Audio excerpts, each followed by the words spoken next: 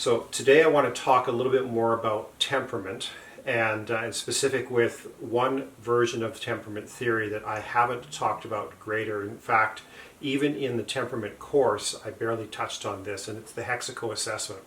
So if you haven't taken the course, first of all, remember the first lesson of the course is always free, so you can take a look at that. But if you haven't taken a look at the course, just to have a basic understand, temperament is a kind of a set of qualities that research has shown to be essentially unchangeable. So people can do very little to change how much they express one or more of those qualities or how they show up on a scale. And Hexaco is the best, I guess, research-based example that we've got right now. Maybe with the ancient Greeks, we're looking at 4 different temperaments.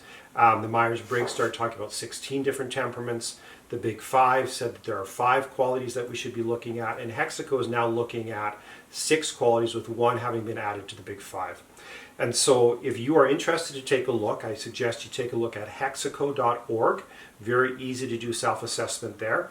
You'll get a report back, and today I'm going to talk to Clare, who is often our videographer, and we will one of these days actually have an introduction to her. But today I'm going to talk to her about a report that is not hers, but I'm going to talk as if it is hers, and through that explain to you how you might make use of your own Hexaco report. So when you get the Hexaco report, you're going to see that there are 6 different major areas, and Hexaco comes from an anagram, or an acronym for honesty, humility, emotionality, extraversion, agreeableness, conscientiousness, and openness to experience. And so those are the major categories, but each category is broken down into 4 subcategories as well, which gives us a little bit of a fuller picture. And what I recommend that people do is take a look at the far right column where it says the middle 80% of scores, and it shows up to the 10th percentile for low, up to the 90th percentile for the high scores. And just as kind of, so that it doesn't become too overwhelming, I suggest that people look at, for their major categories, where are their scores outside of that 80%, right? So in this example, this person tested out at 4.38, which is above the 3.97, which is in the middle 80%. And so I would highlight that and say, okay, well, let's take a look at that afterwards.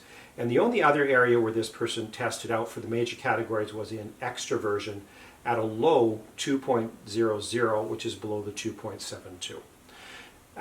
So the fact that they've given 2 decimal points here makes it seem very, very precise. And it is precise in the sense of the assessment of the day, but it is not precise in that 2.00 in the case of this person is exactly where you will find yourself in the extraversion scale.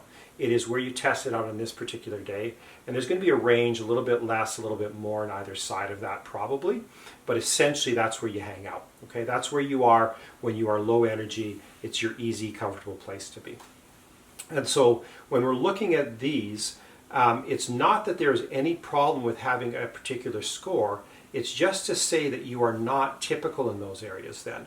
And that's a good thing to be aware of, because it shows, for instance, in extraversion, that if you are low in extraversion, what we would commonly call introverted, you are going to find that you are unlike other people in their social openness, right?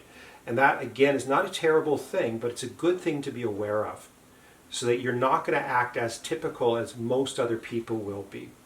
And for this person's honesty humility score, this person tested out as quite high in honesty humility, which might indicate that this person is going to take it for granted that other people are also as honest and also as humble.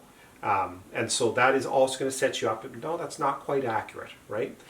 If you wanted to go into this in greater detail, you could also take a look at the sub-scores, the 4 sub-scores for each of the major categories, and do the same thing.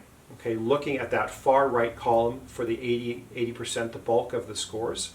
There's a median score in the center column. That's okay to take a look at, but it only gives us 1 point, right? And that's where most people congregate. But again, that's a little bit more precise than I find useful when talking with most people. So this is one way for you to use the Hexaco score, and I think it's very helpful for people to think about that as they're going through. But Claire, you're going to say something. Sorry, I don't understand why this person hasn't scored anything in emotionality. or Yeah. agreeableness. Okay. So this person has scored, but has scored within the normal range. But you're right. There is a tendency to overlap with some of these other scores. And I wasn't going to mention this, but because Claire brought this up, you'll see at the very bottom of the report is also altruism. Altruism is not a major category in the Hexaco. It is also not a subcategory for any of them, but it is a category that overlaps both with some of the other categories, as well as may have potential to develop into a seventh major category at some point if the research indicates that it's worthwhile doing that. But you're correct, Claire. So agreeableness is going to tend to overlap with some aspects of honesty and humility and so on. And actually each of these six, or more or less each of these six, are connected one to the next. So they're not absolutely, there's a wall between them, they don't affect one another. You are going to tend to see some correlations. But anyway, as I suggest, this is a way that you might make use of your Hexaco results. It's a free assessment. I really encourage you to go ahead and take a look at that.